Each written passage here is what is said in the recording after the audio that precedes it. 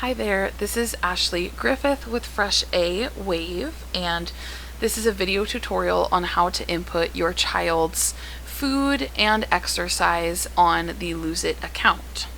So just a couple prefaces. Again, this is a free account, and we only ask that you use the free account in this program. We are not requiring you to pay for this app at all.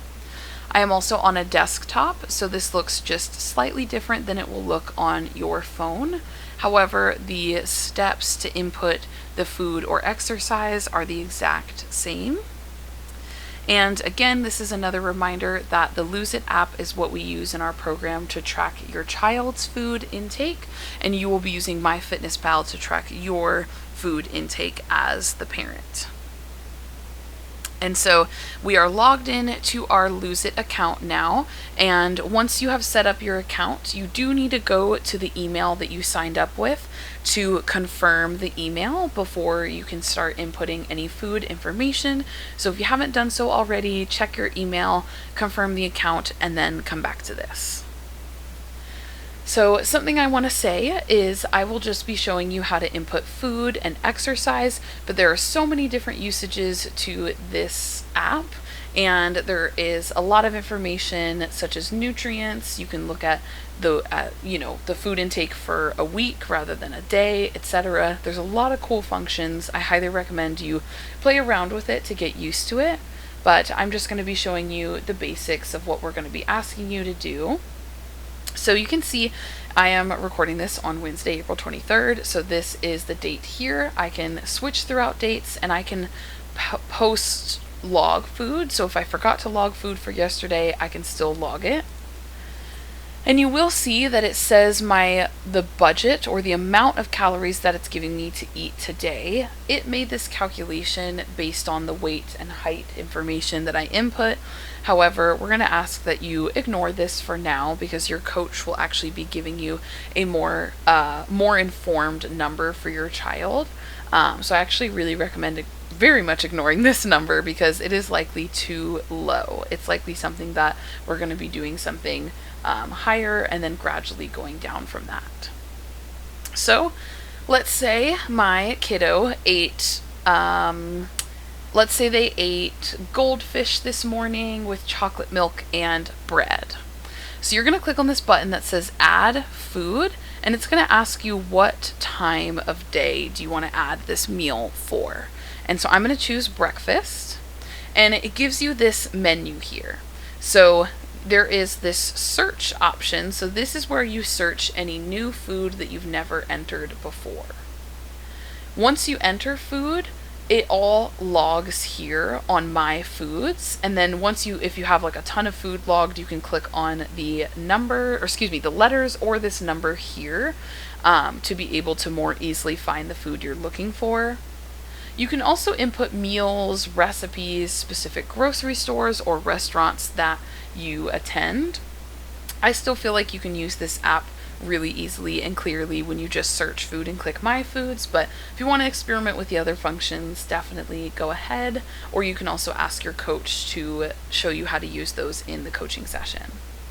So I'm going to click on search foods, and like I said, my kiddo ate goldfish this morning, so I'm going to search goldfish, and you can see it brings up all these different brands. There's so many on here.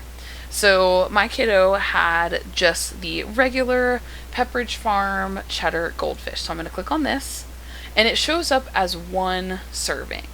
And so when you look at the nutrition label on the bag, it will say typically about how many pieces of the goldfish crackers equals one serving. And this is where in our program we will talk about how to read nutrition labels, and that'll be helpful. But this is basically just the information that you can use to kind of estimate how much your kiddo ate. I don't remember the serving size for goldfish crackers. It might be 20 or 25 pieces. So let's say that my kiddo ate like 35 pieces of goldfish. So that's one serving and then a half. So you can use this function here. You can either click through it, or you can also type, it went away, sorry about that. You can also just type it in here. I typed in 0.5 and it input the fraction of 1/2, which is 1/2. And so I'm going to add that food. Perfect, we've got that added in. So now I'm going to go ahead and add in I forget what I said, but we'll add the bread. I know I said that. So we're going to go ahead and add in, this bread is specifically, let's say it's a Trader Joe's sourdough bread. So I'm going to search that, and as you can see, it brings up all the different sourdough breads that Trader Joe's, this specific grocery brand, has. So I'm going to click on, I'm going to say it was a sourdough baguette. Those are really good from Trader Joe's, so I'm going to click on that. And then it tells me for about a gram of this, which is also the portion of this bread, it is 130 calories. And I'm going to say that's about the same amount of food that we had. So I'm going to add that. And then let's say I added some butter onto the bread. So I will add the brand of butter that I like to use, which is Kerrygold. It's an Irish butter. And it is salted, so I'm going to choose this one right here. And oh man, I don't know if it was a tablespoon. It was like I just put it on my knife, I got it in there, and I just rubbed it on the bread. I'm going to just estimate that it was a tablespoon. This is where parents tend to sometimes get stuck on the portion, or this is also where if your kiddo is inputting this food, sometimes they will, they're not sure about the portion size. Sometimes they'll actually put in less as well. So this is where it's good for parents to kind of sit down and check in with their kiddo on how much the child has input. If your child is inputting the food, it's safe to say it's good to go with the typical serving amount. Or sometimes, especially in American cultures, we tend to have big portions. So usually it's safe to say, typically when we have something, it's probably a 1 serving size or 1.5 serving sizes of the portion, like we did with the goldfish, 1.5.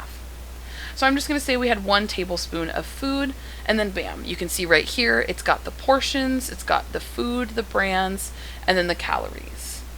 So this is exactly what you do, continuing out throughout the day. There's also water. You can just add water as well.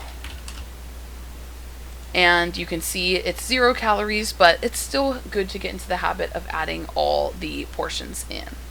And then just to show for an example, you can see under my foods, I've already got all these pieces here. So it's super easy, especially if your kiddo tends to eat the same thing. You can just continue to input that information easily from that My Foods menu.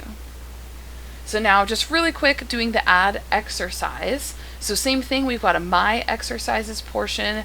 You can search an exercise, and also they have an alphabetical order of all of these options. Definitely, I will say not everything is on here, but a lot of stuff is on here. So let's say my kiddo did some dancing. They love to dance. They love to dance to music.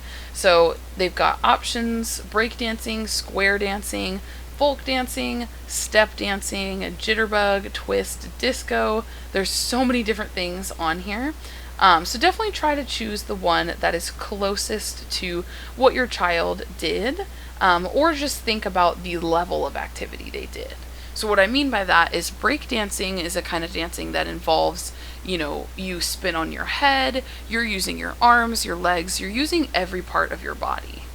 Flamenco is also something that is very, very fast dancing. Versus the waltz. The waltz, you do use your arms, you do still use your core and your legs, but it is slower to a certain extent. And so it can be helpful to just choose one of these that best matches.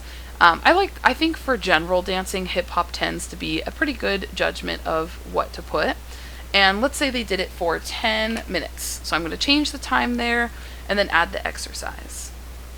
And then we don't have lunch, dinner, snacks on here yet, but it's the same process like we entered breakfast.